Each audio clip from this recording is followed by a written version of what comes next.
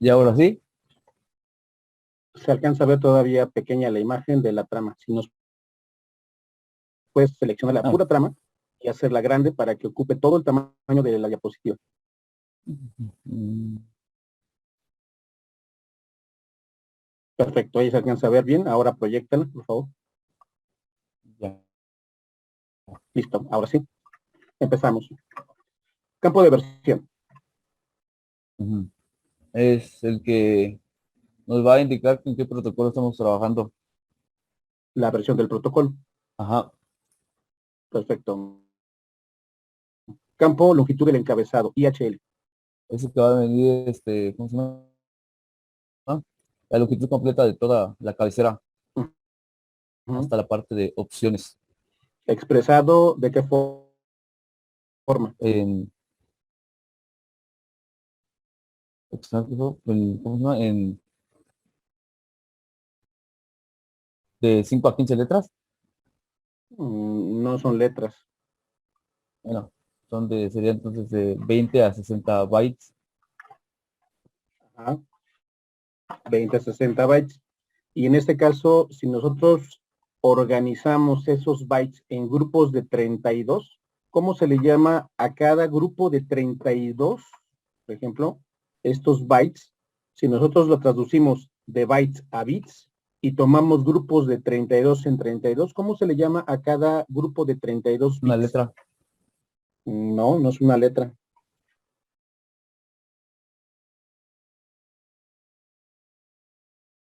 A cada grupo de 32 bits. Exacto. Si tú observas en la parte superior de la propia imagen que estamos viendo aquí en la pantalla, en la parte superior está una línea y arriba de la línea dice 32 bits. Ujú. ¿Estás de acuerdo? Bueno, ¿cómo se le llama a ese grupo de 32 bits? Es ¿Cuál es una el nombre? palabra. Ok, es una palabra. Entonces, ¿cuál es la definición del subcampo IHL? El número mínimo, síguele por favor. El número mínimo de las Ajá, palabras del encabezado exacto, ¿no?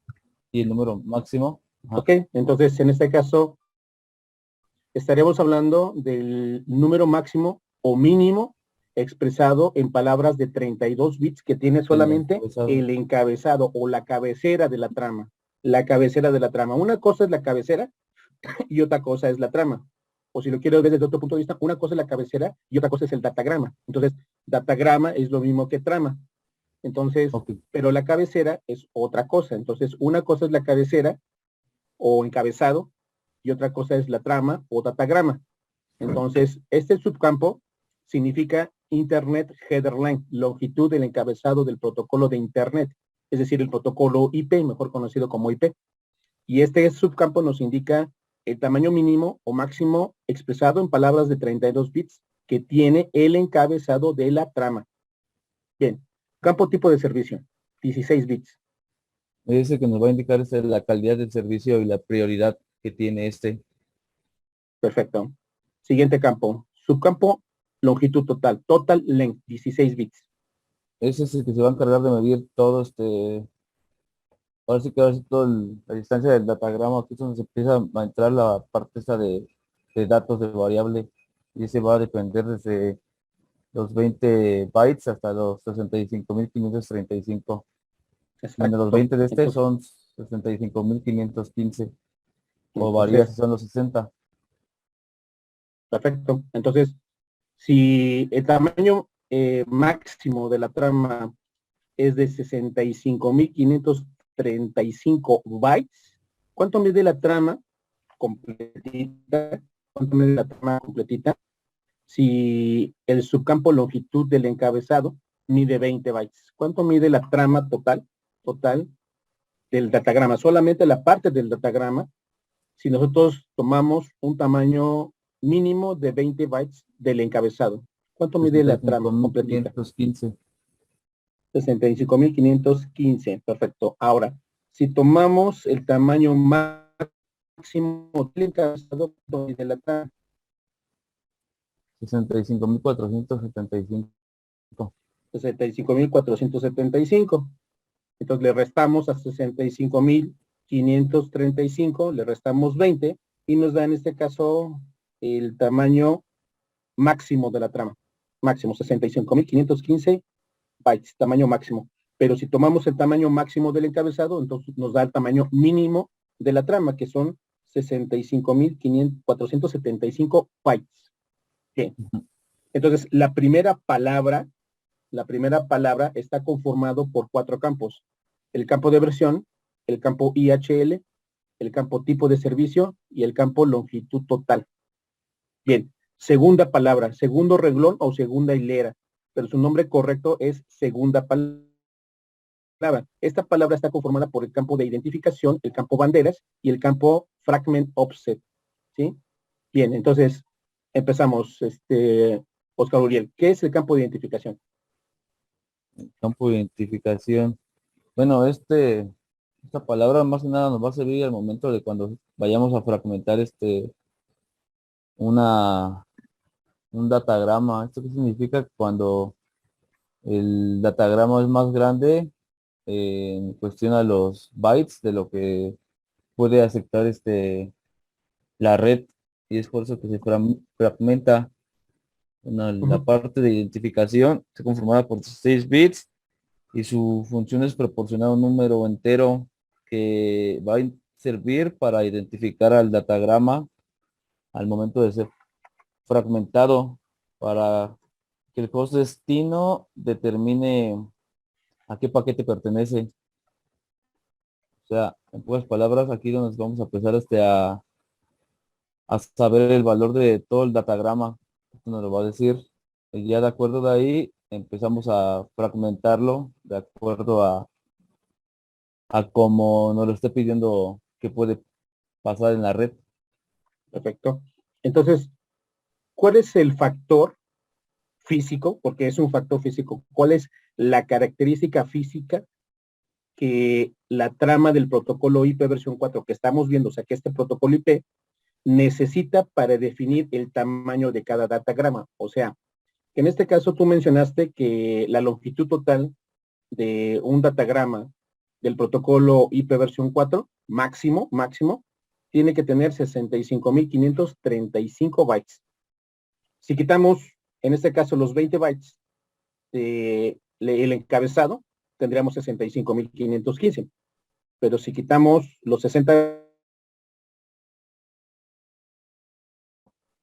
Pero tú mencionaste un hecho y dijiste, mira, pero normalmente se utilizan 576 bytes. 576 bytes. Si nos puedes poner esa diapositiva, Oscar Uriel, en donde mencionas ese dato. Entonces, 576 bytes. Ahí está. Entonces, dice ahí, el tamaño total, es decir, la longitud total, es equivalente a tamaño total en octetos, es decir, en bytes del datagrama, es decir, de la trama, incluyendo el tamaño de la cabecera y de los datos, es decir, el tamaño total del datagrama incluye a la cabecera y al campo de datos. Entonces, el tamaño total completito, considerando el campo de versión, el campo IHL, longitud total, tipo de servicio, identificación, fragment offset, TTL, banderas y bla, bla, bla. Entonces, toda la trama completita tiene un tamaño de 65.535 bytes. Pero dice ahí, segundo parrafito, dice, el tamaño mínimo de los datagramas usados normalmente es de 576 octetos, es decir, 576 bytes, 64 de las cabeceras y 512 de los datos. Bien, ¿de dónde obtuviste esa información o qué significa eso? Pues 576 significa que más que nada para el cable Ethernet, ¿cómo se llama? El tipo de bytes que él acepta para transmitir en una red. De ahí es Y si donde yo, lo saqué. perfecto. Y si yo cambio mi tarjeta de red a una red con un cable de fibra óptica, Pues va a aumentar la capacidad de no, bytes que puede aceptar. no, no. Ah, Si yo cambio mi cable de fibra óptica y lo cambio por una tarjeta de red inalámbrica, Pues, no sé. ¿Se hace más rápido nada más la No. transferencia? Los 576 bytes, 576 octetos, son un dato inamovible. Es decir, ese dato lo obtuviste de algún lado. Y dice ahí, 64 bytes, o octetos, si lo quiere ver así, 64 octetos o 64 bytes de la cabecera, ¿sí? De cabecera. Ahí se te pasó una S, dice cabeceras, ¿no? Me dice 64 bytes de cabecera y 512 bytes de datos. Y es bien claro eso. Entonces dice 64 bytes de cabeceras y 512 bytes de datos. ¿De dónde obtuviste esta información? ¿O qué significa? ¿Qué es lo que nos está tratando de decir? Pues, así como se lo dijo, si la cabecera llega a medir 64, nada más va a pasar 512 de los datos en bytes, porque nada Exacto, más acepta el cable Ethernet 576. perfecto. Y si yo cambio mi cable Ethernet, como tú mencionas, lo cambio por una fibra óptica monomodo. Entonces, ¿cuántos bytes me van a permitir enviar a través de una fibra óptica monomodo? Este, lo mismo dice que no se Exacto, lo cambia. mismo. Ahora, si yo cambio el cable y utilizo una fibra óptica multimodo, ¿cuál sería el tamaño del datagrama usado normalmente? El tamaño del datagrama Sí, ahí dice ah, 576 bytes. sería el doble, ¿no? Porque Sería el mismo. mm, Ahora, si cambio el cable de fibra óptica multimodo por un cable coaxial delgado o grueso, ¿cuál sería el tamaño de la trama o del el mismo. datagrama? El mismo. Si yo cambio mi tarjeta de red alámbrica, no importa el medio, si es una tarjeta de red alámbrica de tipo Ethernet, con cable de cobre de par cruzado, o una tarjeta de red Ethernet con cable de coaxial delgado o grueso, o si cambio mi tarjeta de red de mi computadora utilizando una fibra óptica monomodo multimodo. Entonces, si yo no quiero utilizar una tarjeta de red alámbrica con cualquier presentación de medio guiado, entonces la cambio por una tarjeta de red Wi-Fi, una tarjeta de red inalámbrica bajo el estándar del esquema de la norma IEEE 802.N, por ejemplo. IEEE 802.A, B, C, D, E, N, X, Z, etcétera. Entonces, yo cambio mi tarjeta de red alámbrica por una inalámbrica. ¿Cuál es el tamaño del datagrama? El mismo. El mismo, el mismo. Perfecto. Nos regresamos a la diapositiva donde se encuentra la trama, por favor, Oscar. Perfecto. Identificación. Entonces, este subcampo, el campo de identificación, es de 16 bits, lo cual significa que puede tener, en este caso, capacidad para poder identificar 65.536 fragmentos. Entonces, este campo es muy importante. Ahora, supongamos, en este caso, que ustedes están trabajando a través de Internet y están descargando un archivo de un PDF cualquiera, de cualquier tema o de cualquier materia. Y el archivo es muy grande. Entonces, entran a la página en Internet donde se encuentra alojado este archivo. Entonces, ubican el archivo, seleccionan el archivo, dan clic en descargar y empiezan a descargar el archivo. Bien, empiezan a descargar el archivo. En la mayor parte de las veces en nuestras computadoras basadas en Windows o en Linux, por ejemplo, aparece un cuadrito en donde nos indica el porcentaje de descarga, ¿no? 1% de descarga, 2% de descarga, 5% de descarga, etcétera. Y va aumentando el porcentaje de descarga mientras más paquetes se vayan descargando con respecto al archivo que queremos descargar. Entonces, cuando van en el 50% de la descarga del archivo, se falla la energía eléctrica en su casa o en la colonia, ¿no? Después de unos minutos se restablece el servicio, ¿no? Y vuelven a descargar o ingresan de nueva cuenta a la misma página de donde intentaron descargar el archivo. Pregunta, Oscar Uriel. En este caso que te acabo de mencionar, si vuelves a iniciar la descarga una vez que ingresaste a la misma página web o cualquier página que tú desees, donde se encuentra alojado el archivo que tú estás queriendo obtener, si vuelves a iniciar la descarga ¿va a iniciar desde el inicio otra vez o va a iniciar desde donde se quedó? Es pregunta. Desde donde se quedó, ¿Desde donde se quedó? ¿Por qué? porque así que porque se guarda como se van pasando los datos de esa forma de 576, se guarda el último fragmento que quedó y desde ahí empieza. Entonces va a reiniciar la descarga desde donde se quedó. Ajá. Perfecto, ahí nos quedamos. Eso, el resto ya no nos corresponde a nosotros, o ya no te corresponde a ti, ya le corresponde a otra persona. Bien, entonces, siguiente campo, banderas, flags. Esta está dividido en tres bits. El primero es 0, el otro es el otro campito se llama Si nos colocas bueno, la diapositiva, por favor, donde se encuentra explicada esto. Ahí está. es como dice aquí, el primero, bueno, el segundo sería DF y el segundo sería MF. ¿Esto qué significa?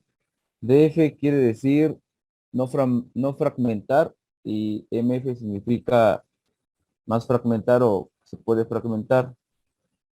Como lo dice en esta parte de aquí, se supone que si le ponemos 0 es divisible. ¿Qué significa? Que lo podemos fragmentar todavía.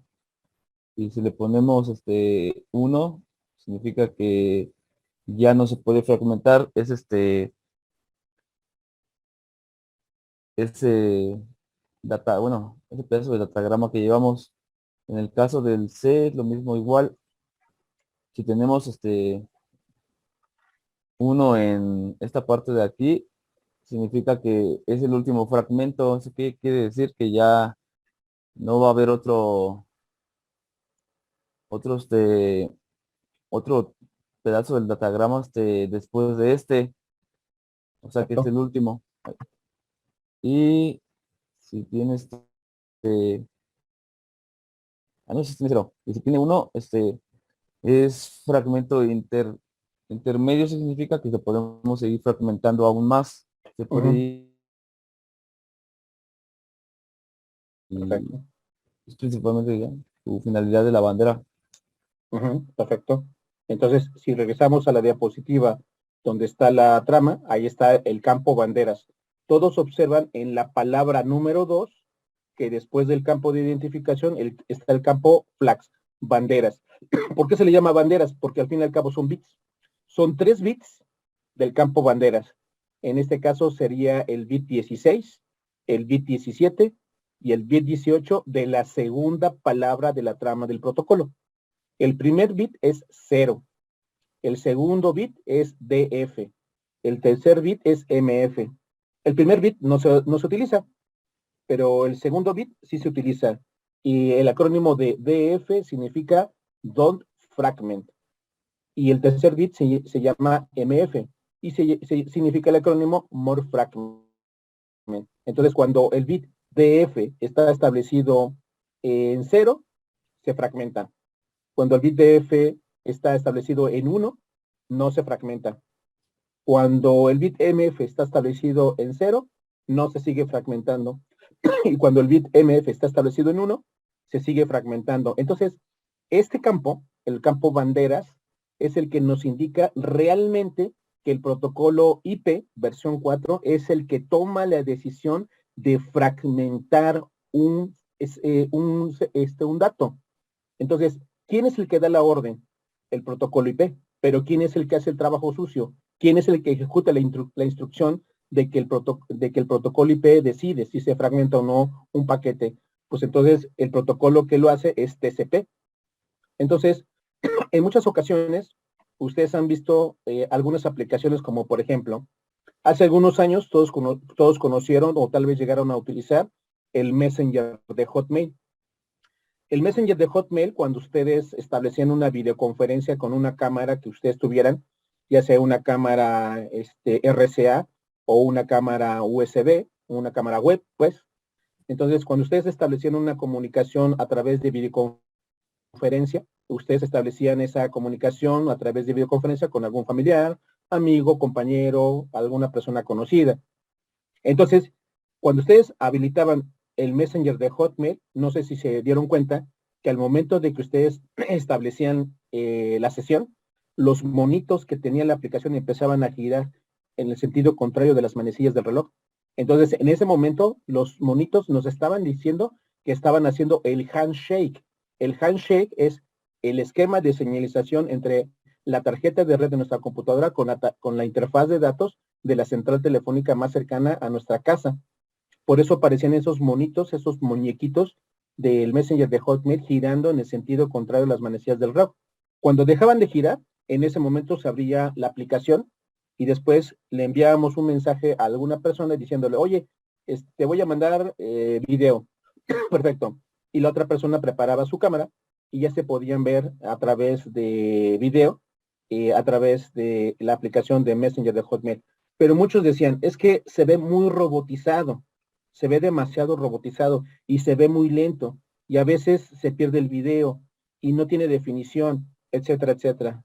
Era claro, porque en este caso el Messenger de Hotmail está implementado sobre TCP. Toda la información que ustedes enviaban de video hacia la persona con la cual ustedes estaban dialogando, toda la información iba a llegar, forzosamente va a llegar. Pero muchas personas se desesperaban y decían, no, pues es que la verdad, pues esta aplicación no me convence. Y muchos decían, pues cámbiate a Skype, ¿no? En aquel momento, incipientemente, iniciaba sus operaciones la aplicación de Skype.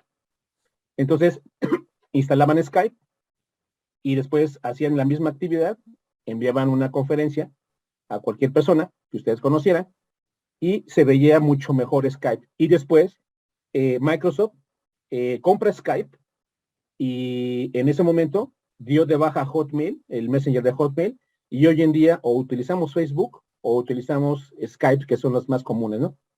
Pues cómo no iba a ser posible, o sea, si Skype estaba implementada sobre UDP, es decir, Messenger de Hotmail estaba implementada sobre TCP, era segura, pero era lenta, y Skype está implementada sobre UDP, es rápida, pero no es seguro, o sea, que la información que ustedes envíen a través de Skype, si es video, algunos paquetes se pierden, entonces a UDP no le interesa, a lo que UDP le interesa es la velocidad. Por eso, si ustedes implementan una aplicación sobre TCP, entonces el campo de identificación es el que identifica cada uno de los fragmentos que se llegaran a extraviar o se llegaran a perder. Entonces, cuando ustedes envían un archivo o descargan un archivo de Internet o a través de Internet, entonces tengan en cuenta que Internet no nos pertenece a ninguno de nosotros, nos pertenece a todos. Eso significa que ustedes no pueden, o más bien no podemos monopolizar el ancho de banda de Internet. Lo que significa que si ustedes envían un archivo a través de Internet, entonces nosotros cada vez que tenemos alguna interrupción, alguna falla, no vamos a iniciar desde donde nosotros empezamos la descarga o el envío.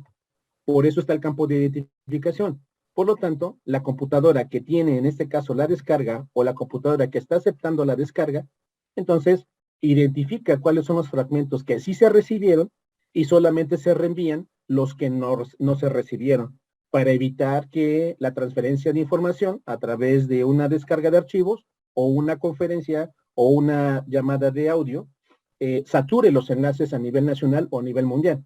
Por eso el campo de identificación es de 65.535 fragmentos, es decir, 2 a la 16. Y este campo, si ustedes observan, curiosamente, tiene exactamente el mismo tamaño en bits que el campo de longitud total. Es decir, el campo longitud total es de 16 bits, del bit 16 al bit 31, 16 bits. Y el campo de identificación también tiene 16 bits, del bit 0 al bit 15, curiosamente, ¿no? Y el campo banderas es el que nos indica si un paquete se fragmenta o no se fragmenta. Eso nos quiere decir tácitamente que el protocolo IP es el que decide si un fragmento se fragmenta, si un paquete se fragmenta o no se fragmenta. ¿Quién da la orden? IP. Pero ¿quién ejecuta la orden? ¿Quién hace el trabajo? TCP.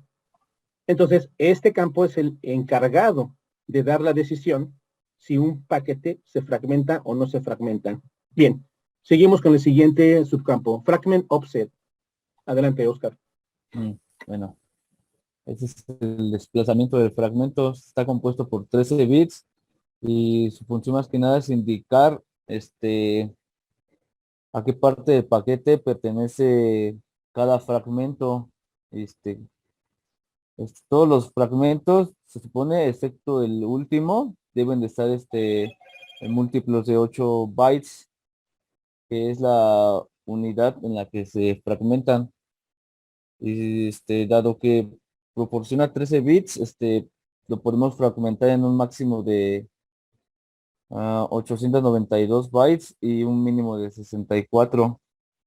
Otra vez se vuelve a Y repetir, mira, otra vez se vuelve a repetir el 64. Si tú recuerdas, en este caso nos dice la longitud total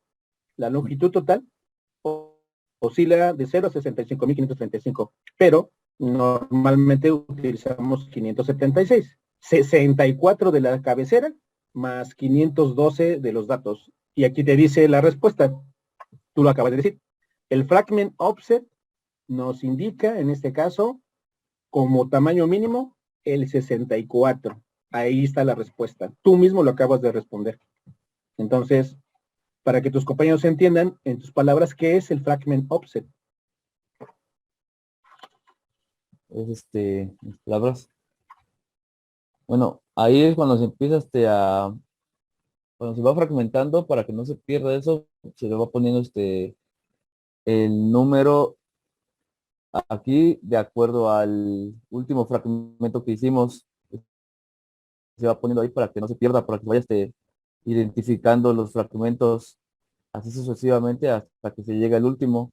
Pero ese debe de el numerito que sacamos de ahí siempre debe de ir en múltiplos de 8, no puede ser bueno, como les iba diciendo. Entonces aquí se pone el número del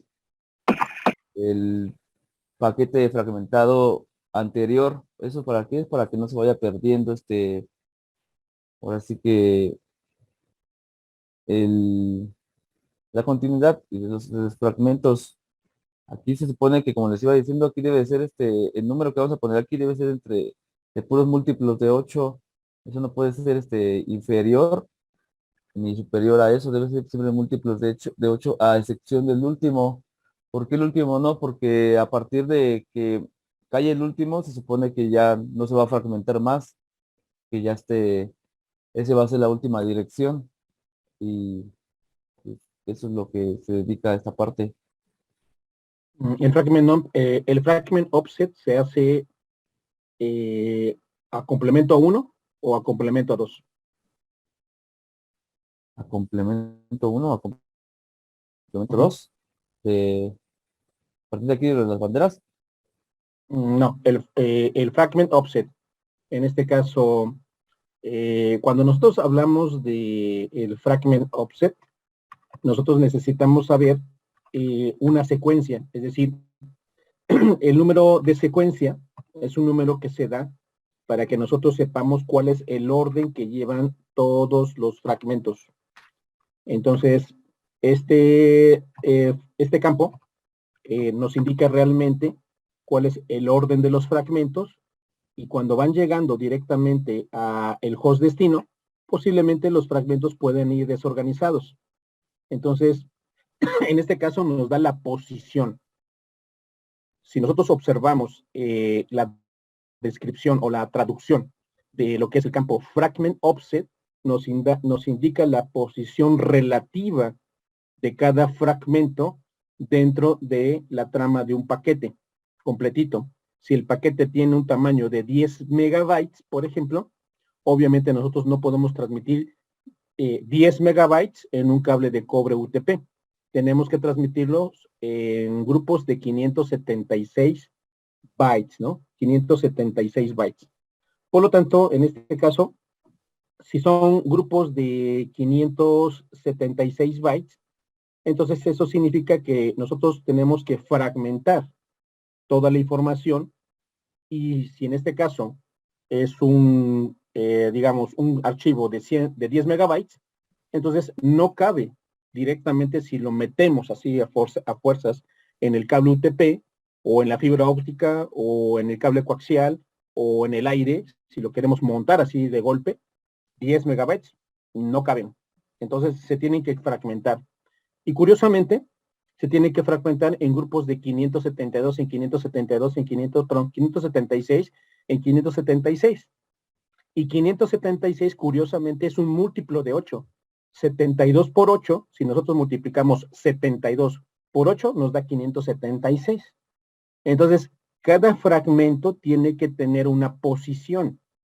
Entonces, si la posición se asigna desde el origen y cada fragmento sigue diferentes enlaces, un fragmento, si queremos comunicar una computadora de México a Japón, entonces un fragmento se va por el enlace de Rusia, otro fragmento se va por el enlace de Europa, otro enlace se va por Europa, sigue por Asia y de ahí se va por la India y de ahí se va a Japón.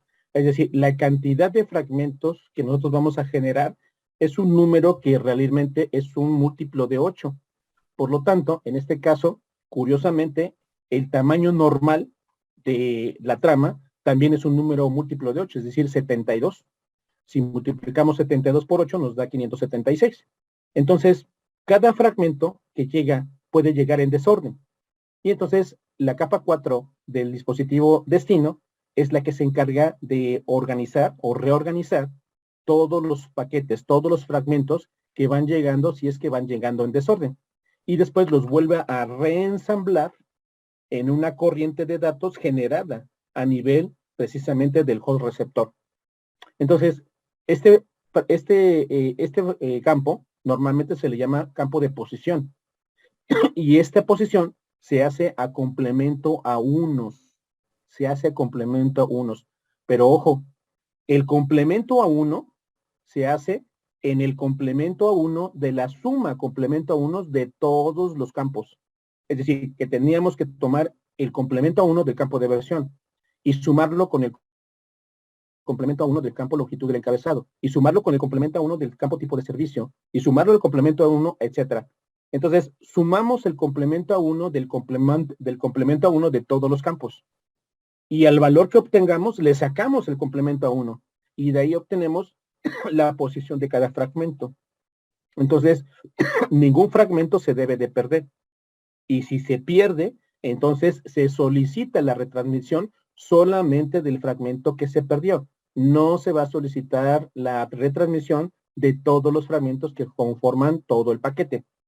Entonces, de esa manera, evitamos otra vez volver a enviar todos los fragmentos y saturar los enlaces, cosa que no es necesaria. Si los demás fragmentos ya se recibieron, se reensamblan. Y ahí se ve en el reensamblado si un fragmentito se perdió. Y si un fragmentito se perdió,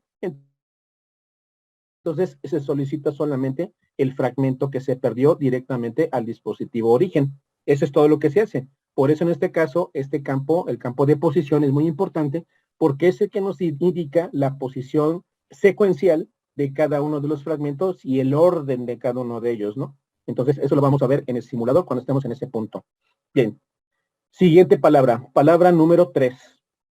Esta palabra, el tercer renglón o hilera, pero su nombre correcto es palabra, la tercera palabra, está conformada por 3 campos. El time to life, el campo protocolo y la suma de comprobación, es decir, el checksum del encabezado, header checksum. Bien, tiempo de vida, time to life o time to live. Entonces, ¿qué significa este campo, Oscar Uriel? El tiempo de vida. El tiempo de vida, bueno, principalmente es de 8 bits.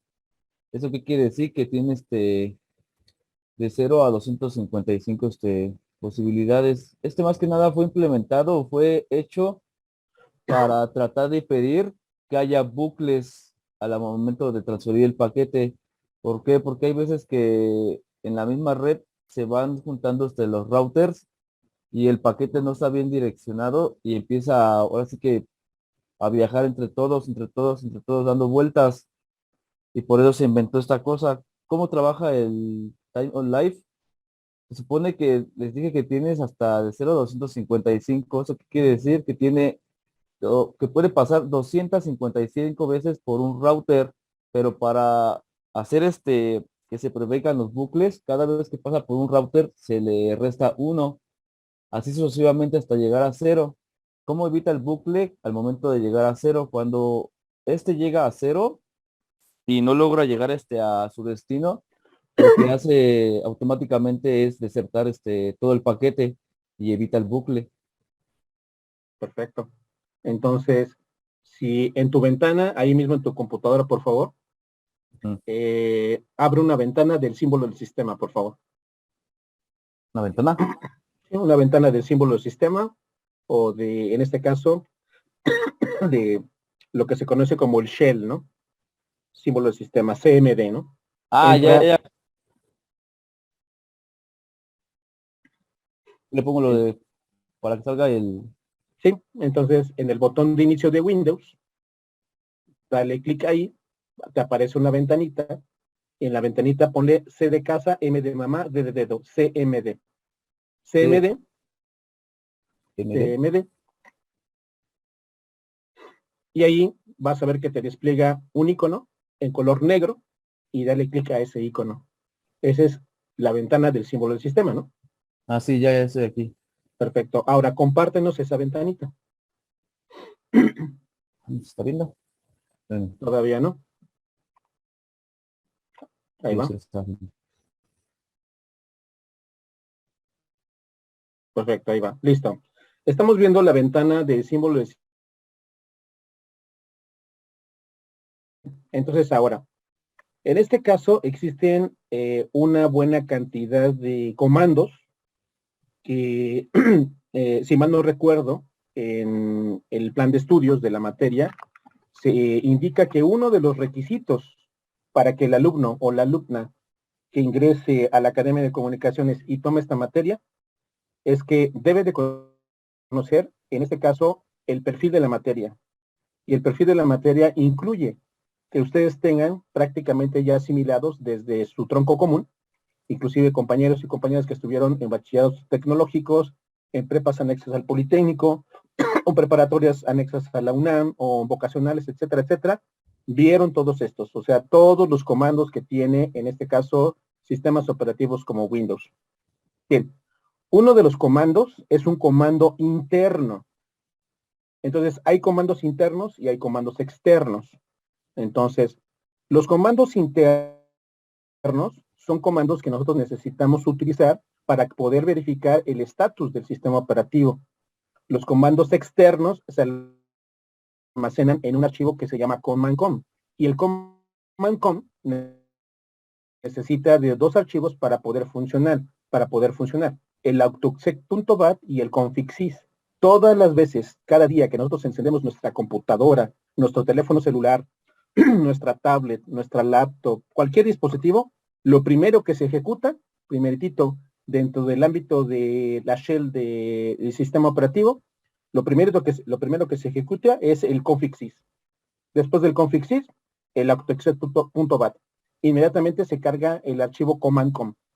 Bien, pero hay algunos comandos que son internos, que no necesitan del autoexec.bat, del config.sys y del command.com. Entonces, uno de estos comandos es el comando ping. Ya todos conocen qué es el comando ping. Lo vieron el semestre pasado en la materia de redes básicas. Entonces, el comando es P de Pedro, por favor, Oscar Uriel, P de Pedro, I latina, N de niño y G de gato. Perfecto, espacio. Ahora, vamos a enviar un ping a esta dirección, por favor. 148.204.204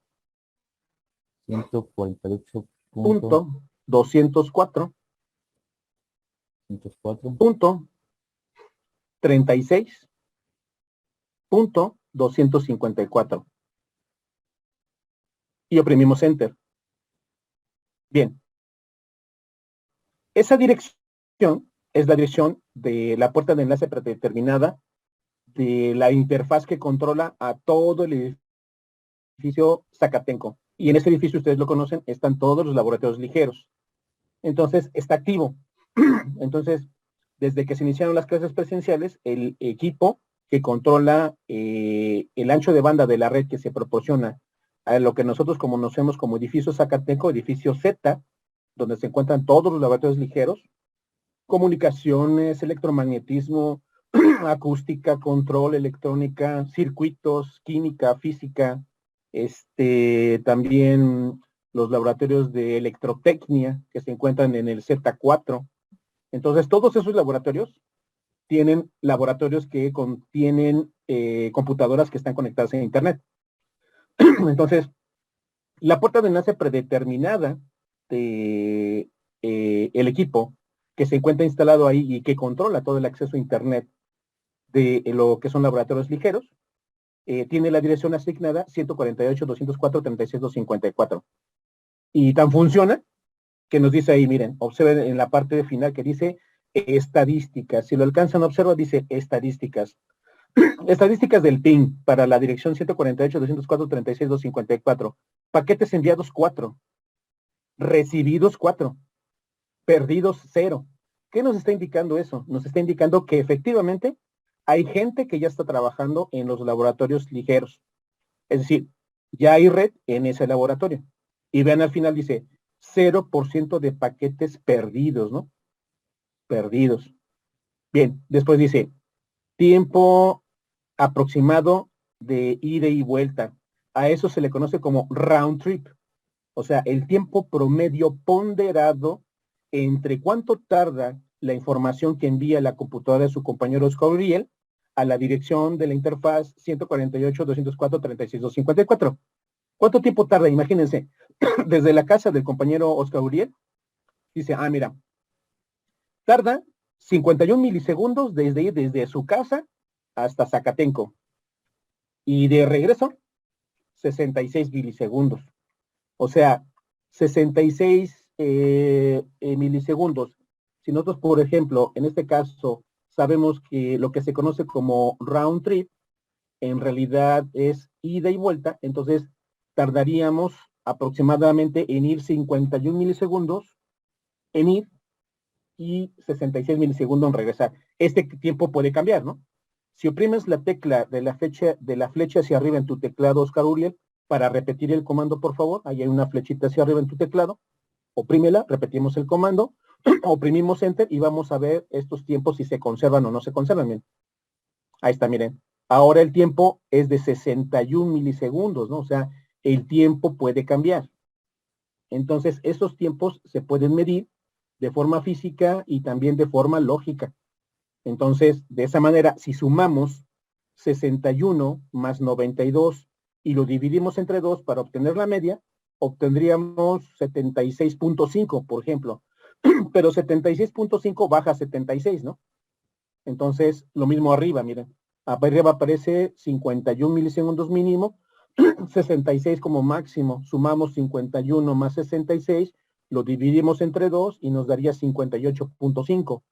Pero así como las calificaciones 58.5 se quedan en 58, ¿no? Entonces, de esa manera, podemos ver que la computadora de su compañero Oscar Uriel está enviando 4 paquetitos para probar, ¿no? Si están activas las interfaces. Entonces, y al final nos dice, mira, el valor del TTL, el tiempo de vida, el campo que nos está explicando su compañero Oscar Uriel, el campo TTL es de 54. Es decir, si nosotros sumamos, en este caso, más bien restamos, en este caso, la cantidad de saltos que se hicieron, entonces 255 es el valor máximo. ¿Eso qué me da a entender? Que todos los paquetes que salen de su computadora ahorita mismo y tienen enlace con mi computadora y con la computadora de su compañero Oscar Uriel, entonces, en este caso, todos los paquetes que están saliendo de sus computadoras y que ustedes no se están dando cuenta, todos los paquetes tienen un valor de TTL de 255. Pero para llegar a mi computadora tienen que pasar un número de routers. Entonces, le vamos descontando un 1 siempre y cuando el router no esté saturado. Pero si en este caso el router no puede atender la petición que su computadora está haciéndole al momento de ejecutar el comando ping, no solamente le descuenta un 1, le puede descontar un 2, un 3, un 4, hasta que atiende el paquete y lo reenvía al siguiente router. El siguiente router hace la misma operación hasta que llega al destino. es decir, en este caso, la tarjeta de red de la interfaz 148.204.36.254. Bien, entonces, bajo ese tenor, la pregunta para ti, Oscar Uriel, es la siguiente. Bueno, ¿por qué una computadora como la tuya, que está basada en Windows, envía 4 paquetes? ¿Por qué no envía 5? ¿Por qué no 6? ¿Por qué no 7? ¿Por qué no 8? ¿Por qué 4? Esa es la pregunta. Poquititos, ¿Por qué envía 4? porque, au, porque es cada uno de los octetos, ¿no? No, eso no tiene nada que ver. O sea, si son 32 bits y lo divides entre 4 te da 8, no, no tiene nada que ver. ¿Por qué se envían 4 paquetitos? ¿Por qué Windows envía 4 paquetitos? ¿Por qué Linux envía 5? ¿Por qué Unix envía, si mal no recuerdo, 14? Pero ¿por qué Windows? Tú abriste una ventana del símbolo del sistema de Windows a través del comando CMD, este es el resultado, y envías un ping, se envían 4 paquetitos. ¿Por qué 4? ¿Por qué Microsoft no decidió enviar 5 o 6 o 7? ¿Por qué se envían 4? Esa es la pregunta. Sí se pueden enviar más, ¿no, profe? Con un ping tendido. Sí, no hay problema. Por ejemplo, como dice su compañero, pongamos lo siguiente, por favor, Oscar Uriel, si nos ayudas. Ponemos ping, ping, espacio, guión medio. Ahí.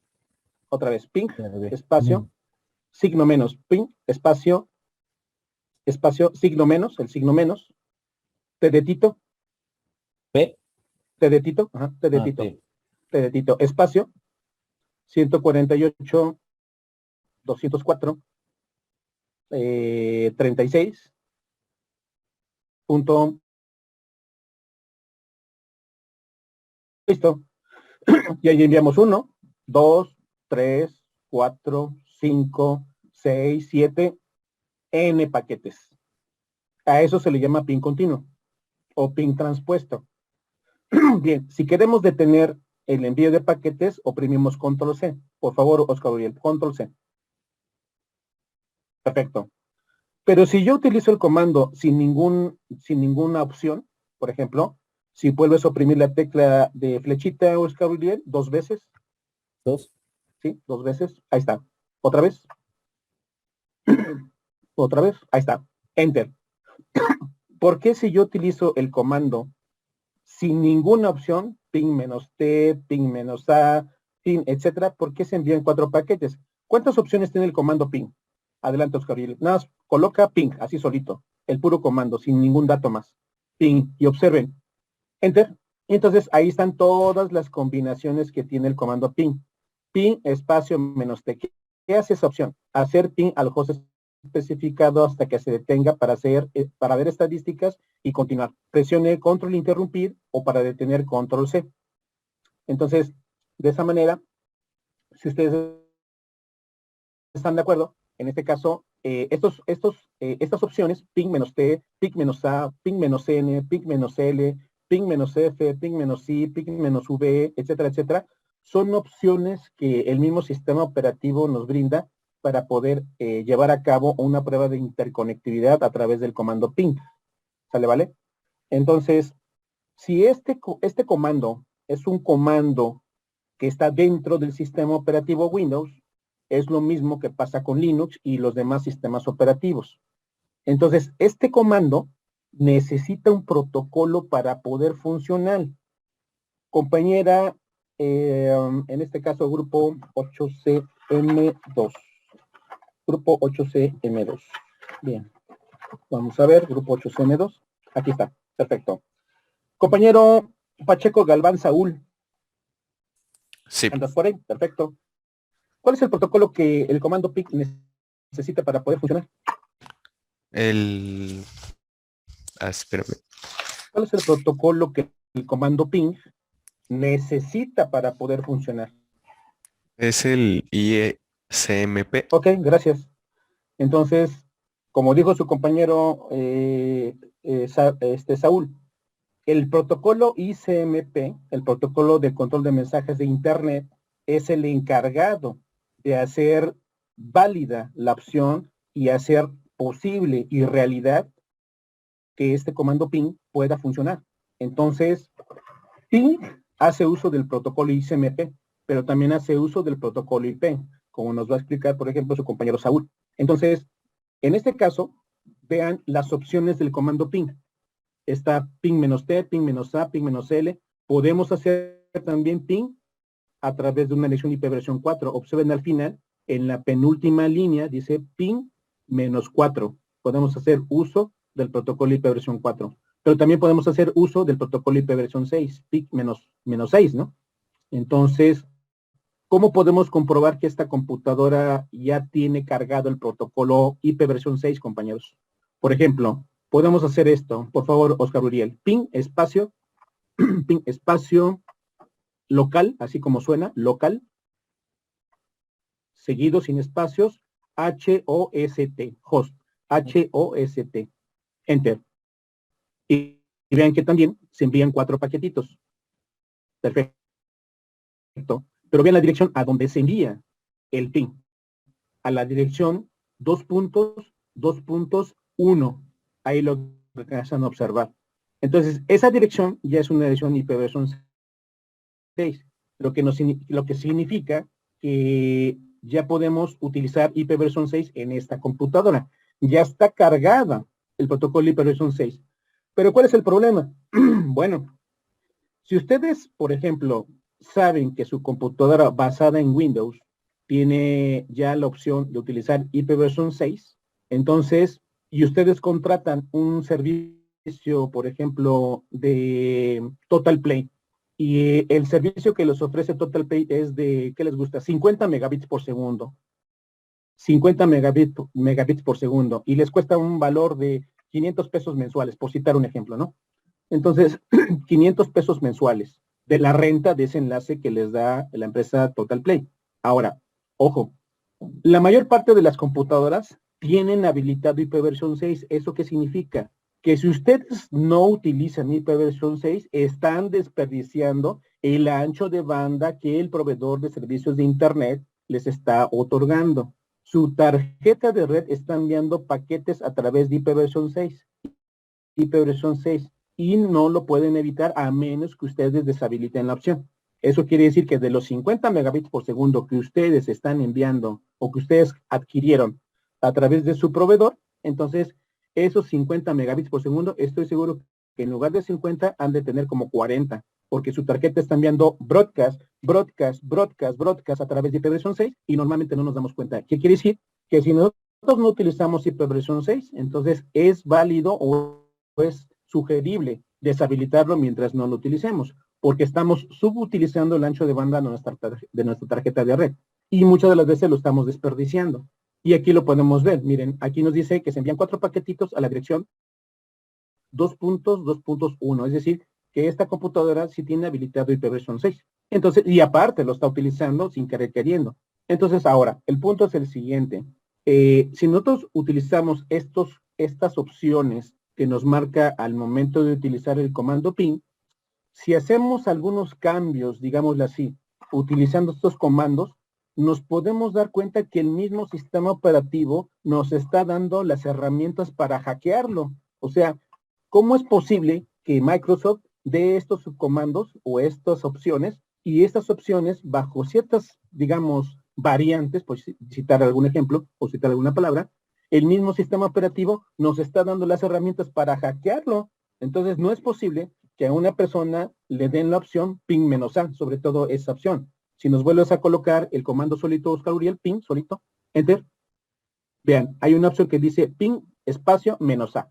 Y esta opción dice resolver direcciones de nombres de host. Este comando es un subcomando del comando ping que nos permite hacer barbaridad y media. Entonces, yo puedo ingresar a través de este comando ahorita a la computadora de su compañero Oscar Uriel utilizando este comando, de tal suerte que él está haciendo una sesión conmigo a través de Zoom y yo puedo investigar a través de la captura de los paquetes que me está enviando su computadora cuál es la dirección IP que ahorita está utilizando, pero puede ser una dirección IP privada y las direcciones IP privadas se pueden repetir infinitamente, pero sí puedo dar con ella. Y a través de este comando, yo puedo investigar ese dato, meterme a su dirección IP, entrar a su equipo y a través de un ataque, por ejemplo, de sesión nula, ingresar a un recurso que es su disco duro y de vaciar toda la información. Por eso este comando, el comando ping, tiene que ser muy bien tipificado, muy bien dominado, para que podamos utilizarlo y después brindar seguridad a nuestros equipos. Entonces, el detalle es el siguiente. Si vuelves a repetir el comando, por favor, Oscar Uriel, ping, espacio 148.204, en C, enter. Entonces, ¿por qué por default o por omisión, si lo quieres ver así, por qué se envían 4 paquetitos? Esa era la pregunta. ¿Por qué se envían los gritos? No tanto. Otro detalle, por ejemplo, al final de cada renglón, dice, respuesta desde 148, 204, 354. Dice, mira, TTL 54, segundo renglón, TTL 54, TTL de 54, TTL de 54, ¿no? Pero adelantito de TTL 50 igual a 54, no nos dice si son segundos, minutos, horas, meses, semanas, años. Entonces, ¿por qué no nos aparecen las unidades? ¿Por qué no nos dice si son segundos? ¿Qué es el 54 realmente? Es un número adimensional, pero ¿por qué no nos dice cuál es la dimensión? ¿Cuáles son sus unidades? Esa es la segunda pregunta. Aquí en ese TTL, Exacto. porque ahí en TTL es como es el tiempo de vida, ¿no? Las veces que pasa por un router. Sí. El tiempo de vida, pero ¿por qué no nos dice si son 54 segundos, 54 minutos, 54 horas, 54 días? ¿Por qué es adimensional? Porque puede variar Sí, puede variar, por ejemplo, el tiempo. si yo hago esto, mira, hacemos un ping, ahora hasta la siguiente edición 37, la misma, ping, espacio, 148, borramos el 37, exacto, 148.204.37.254. Enter. Listo. Entonces, esa es la interfaz que controla todo el edificio 5 del SM Zacatenco. Entonces, repetimos con la flecha hacia arriba. En lugar de 37, ponemos 35.254. 35.254. Enter. Listo. Vean, se repite 254, pero 54. ¿Por qué? Porque ir desde la computadora de su compañero Saúl, Oscar Uriel, hacia el Politécnico es exactamente la misma distancia, desde el punto de vista físico y desde el punto de vista administrativo. Por eso estamos hablando de las tarjetas que controlan la comunicación de todos los edificios de CIME Zacatenco, ¿no? Después vemos las direcciones de Siquie, de Upita, de Upixa y de todas esas escuelas, ¿no? ¿Sale? Inclusive el Simvestab, actividades deportivas, algunas direcciones de la UNAM, de la Facultad de Ingeniería, de la Facultad de Medicina, de la Facultad de Derecho, las direcciones que controlan la UAM, las direcciones que controlan el Telmex, por ejemplo, etcétera, etcétera. Ahora, hagamos lo siguiente. Hacemos un ping a la dirección www.google.com. Enter. Yo no conozco la dirección IP de Google, pero sí conozco su nombre de dominio. Enter. Y a través del comando yo puedo conocer su dirección. Observen, miren, aquí está algo interesante. Google, como empresa enorme, como una gran empresa, vean la dirección que ya tiene utilizando Google, 2607.cf8b0, 2.4012, 2.81b, B labial, 2004, ¿no? O sea, ellos ya están utilizando direcciones IP versión 6.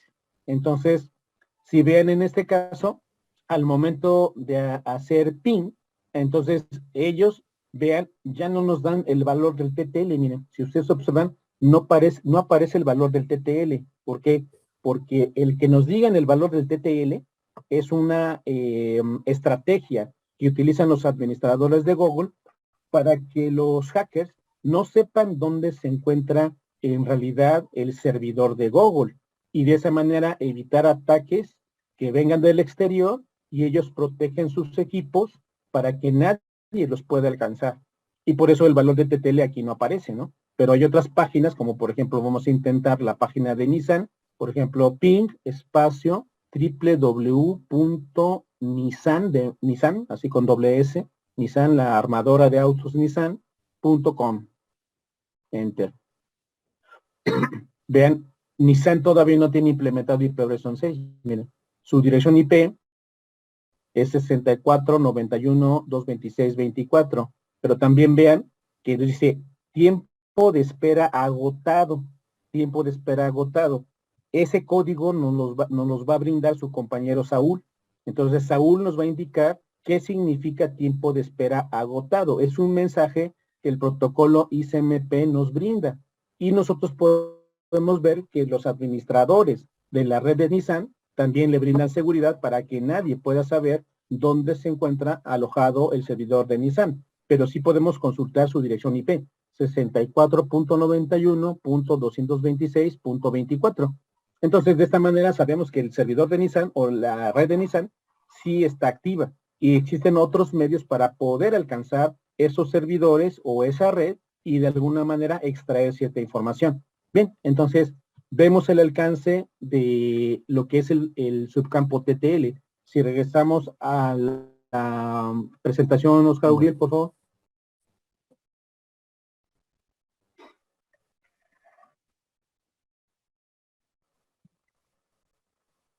Ya. Perfecto. Ahora maximizamos la presentación, se ve chiquita. Perfecto. Siguiente campo. Campo protocolo. El campo protocolo. Aquí en el campo, bueno, todo protocolo está formado por 8 bits y a su vez la capa de red que, bueno, que va ensamblando al paquete por completo. Aquí necesitamos saber a qué función va a pertenecer el proceso de transporte. Bueno, va a entregar el paquetito. Aquí puede ser, como se lo dice, puede ser un protocolo TCP, UDP o otros más. Aquí bueno, yo saco una tablita y se supone que hay de 0 hasta 255 protocolos. Unos son privados, otros son abiertos y otros son de uso exclusivo, puede ser hasta del ejército y así. Va variando ¿cómo se llama? Así que el número que tengamos de acuerdo a las 255 combinaciones que hay. Perfecto. Hasta donde me acuerdo, el de puro 000 es ¿cómo se llama? Como de red pública, algo así es el básico, de ahí va subiendo. Cuando tenemos uno es el ICMP, el 2 puede ser, es el IGMP y así sucesivamente. Entonces, en tus palabras, ¿qué significa el subcampo protocolo? Es el que nos va a indicar qué proceso debe de llevar todo el paquete.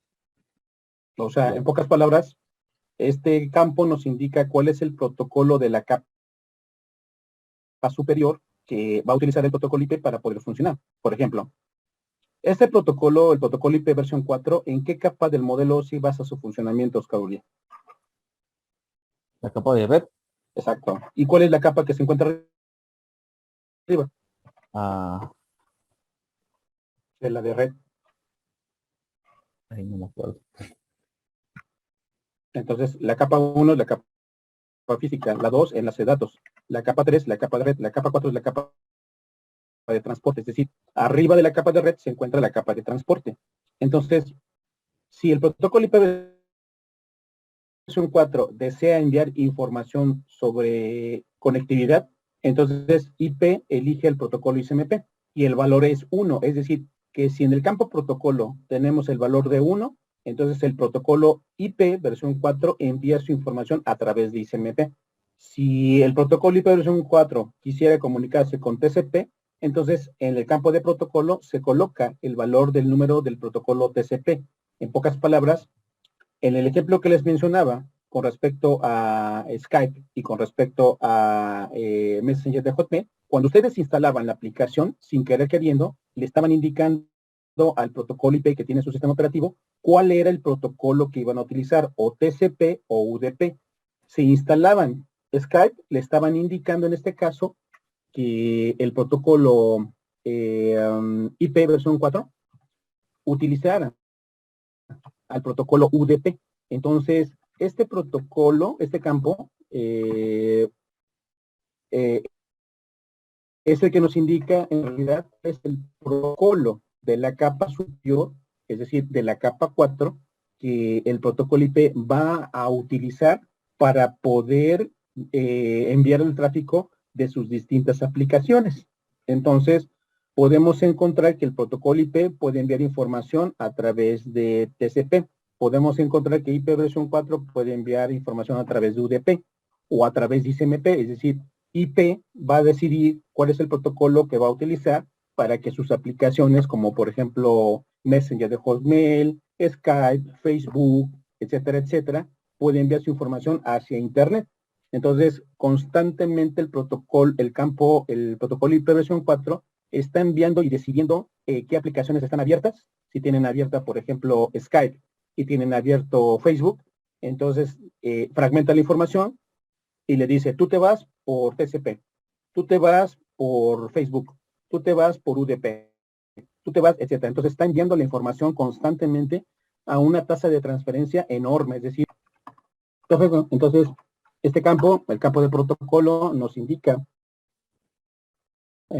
realmente el protocolo de la capa superior con el cual el protocolo IP va a funcionar, pero depende de las aplicaciones que nosotros tengamos instaladas en nuestros dispositivos, como por ejemplo Internet Explorer, Mozilla Firefox, por ejemplo MATLAB, YouTube, Facebook, etcétera. Entonces cada vez que nosotros seleccionamos un servicio o una aplicación, entonces el subcampo protocolo se comunica en el protocolo de la aplicación que tenemos instalada, y de esa manera el protocolo IP decide con qué protocolos se va a interactuar. El protocolo IP puede interactuar con 256 protocolos. ¿Cómo sabemos eso? Porque el campo protocolo tiene 8 bits, 2 a la 8 son 256. Eso significa que este protocolo IP versión 4 se puede comunicar con casi o prácticamente con cualquier tipo de aplicación. Entonces, ahí tenemos carta abierta para poder conocer la cantidad de protocolos que este protocolo IP versión 4 puede definir en su comunicación. Entonces, en el reporte, Oscar Uriel, te pedimos que nos coloques esa lista, que nos coloques la lista de los 256 protocolos con los cuales el protocolo ¿Trabaja? IP se puede comunicar. Exactamente, son 256, Sí. ¿no? Si mal no recuerdo, el número 1 es ICMP, como tú Aquí mencionaste. tengo la mitad, creo, de esa listita. Exacto, por ahí tiene que Aquí estar. está. Ahí está la lista. Entonces, esta lista es muy importante. Si ustedes observan, el número 1, el número 0 es HCP, HOP, perdón. Y el número 0, el número 1 es ICMP, el número 2 es IGMP, el número 3 es GGP, el número 4 es IP, el número 5 es ST y así. Entonces, está esta lista, y vean a la derecha las referencias de los protocolos que dan origen a esta lista: el RFC 2460, el 792, el 1112, el 823, etcétera, etcétera, ¿no? Entonces, siguiente subcampo checksum del encabezado. Chepsum. No. Este es un campo que está igual, está formado por 8 bits. Igual.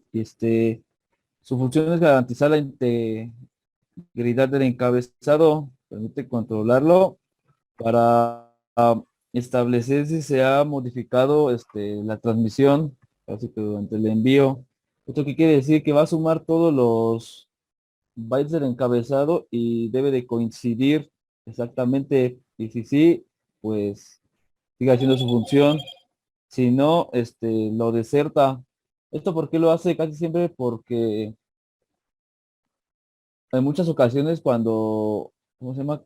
Cuando está viajando el paquete por la red, de Time of Life, este, suele, suele cambiar o suele bajarse de más, porque como dice el maestro, luego no pasa rápido el paquete y se mantiene ahí en el router y va disminuyendo en vez de uno, dos, tres o cuatro.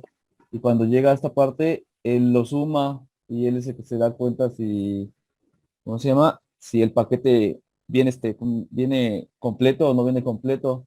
Pero también yo chequé que el checksum no va a medir todo el paquete, o sea, no va a contar todo el paquete, nada más va a contar el encabezado, el puro Exacto. encabezado, Sí, porque basándose de lo que, ¿cómo se llama? De lo que le salga el resultado de la suma del encabezado, es si se va a dar, ahí se va a dar cuenta si cumple ese requisito de que está completo. Si el encabezado no cumple la suma con la que salió, va a desertarlo. ok. Bien. Y Entonces, la suma de comprobación se hace tanto en el origen como en el destino, ¿no? Si hay sí, alguna variación, entonces se hace complemento a unos también. Entonces, si hay alguna variación, entonces se hace una división entre un grupo de datos, es decir, el host destino, lo que hace es, bueno, el host origen toma una muestra de los datos que se están enviando en grupos de unos y ceros y se divide, se hace una división binaria entre un patrón ya establecido que nosotros vamos a generar, es decir, vamos a generar un patrón de unos y ceros contra el cual vamos a dividir la muestra que nosotros vamos a tomar. Una vez que se divida, entonces se obtiene un cociente. El cociente, cuando la información llega hacia el destino, el host destino hace exactamente lo mismo.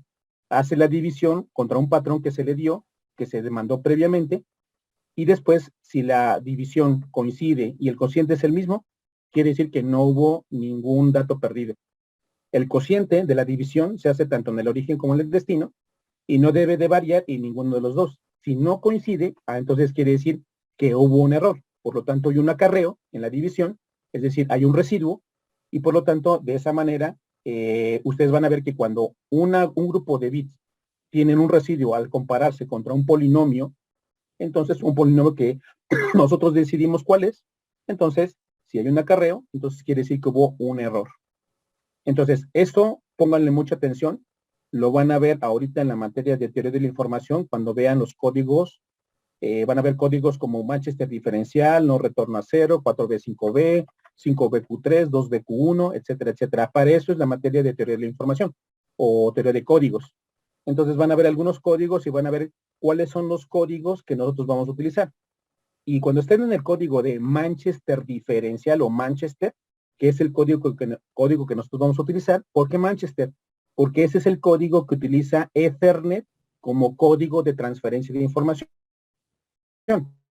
Si vamos a señales digitales, nosotros no podemos utilizar una modulación, como en el caso de analógico, para transmitir información a grandes distancias. Por eso vamos a utilizar un código de línea. Y el código de línea es Manchester diferencial o Manchester, según se trate. Por lo tanto, en ese ámbito, obviamente ustedes van a hacer todas las operaciones en la materia, van a conocer lo que es la entalpia, la entropía, la tasa de error de bit y bla, bla, bla, y van a ver cómo se hace esto. Entonces, van a ver cómo funciona el checksum del encabezado. Y cuando estemos al final del semestre, vamos a ver unos ejemplos para que ustedes los hagan, tomando como base lo que vieron en la materia de teoría de la información. Bien, cuarta palabra, Oscar Uriel. Dirección origen, source address. bueno, esta y la que sigue van a estar conformadas por los 32 bits. Su función es especificar el nodo de donde viene el datagrama. Este campo representa la dirección IP del equipo y permite que el destino responda, pero ¿cómo se llama? La dirección origen va a estar como dice, hecha por los 32 bits, pero va a estar Exacto. dividida en 4 octetos. Y eso es Exacto. lo que, bueno, ahorita cuando estábamos en la pantallita negra, cuando más se estaba quitando los numeritos, punto y así, eso es las direcciones. Y ya la dirección de destino está establecida de esa misma forma y Exacto. puede variar cada uno de los objetos desde 0 hasta 255 Exacto. en los 4. Entonces, de 0 a 255 lo podemos expresar con un byte, ¿no? De 8 bits, de 0 a 255. Entonces, las direcciones IP son de 32 bits, ahí lo pueden ver, por eso las direcciones IP son de 32 bits. Entonces, se expresan por medio de 4 octetos en formato decimal separados por puntos. Entonces, de esa manera, podemos mencionar la causa por la cual las direcciones IP que estamos utilizando ahorita son de 32 bits, pero más adelante veremos las de 128 bits de hiperversión 6. Siguiente palabra, destination address. Quinta palabra. De destino. Igual como dije, este campo es de 32 bits. Su función es especificar el nodo donde se va a recibir el datagrama. Este campo igual está representado en la dirección IP del destino del mensaje, igual como el anterior. Está dividido en 4 octetos que van desde 0 hasta 55. Y igual, pues varía ahí. Entonces, las direcciones IP origen, Oscar, por último, para que se puedan retirar. La dirección IP origen es de tipo unicast, multicast o broadcast. Unicast, multicast o O broadcast. broadcast. Las tres, ¿no? No,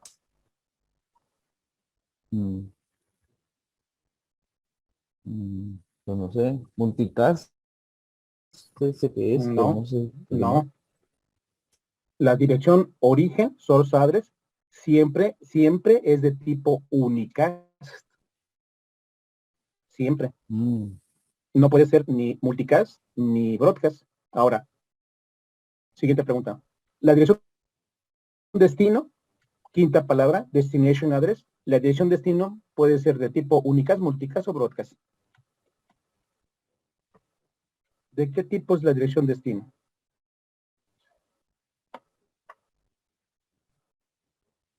igual Unicast. Bien, entonces, las direcciones origen, para que se puedan retirar, siempre son de tipo unicast. Y la dirección destino puede ser de tipo unicast o multicast o broadcast, es decir, de las tres. Si yo quisiera comunicarme de mi computadora a su computadora, a la de ustedes, sería unicast, unicast. Si yo me quisiera comunicar de mi computadora a varias computadoras de ustedes, sería unicast, multicast. ¿Quién sería la dirección destino? Pues la de ustedes. ¿Y qué sería la origen? La mía. Y si yo me quisiera comunicar de mi computadora a todas las computadoras del mundo, el esquema sería unicast, broadcast, unicast, unicast, unicast, multicast y unicast, broadcast. Por eso la dirección origen siempre apunta a mi dispositivo de red. En pocas palabras, la dirección origen siempre debe ser de tipo unicast, mientras que la destino debe ser multicast, unicast, multicast o broadcast. ¿Vale? ¿Vale? Bueno, Sí. entonces ya viene su siguiente clase.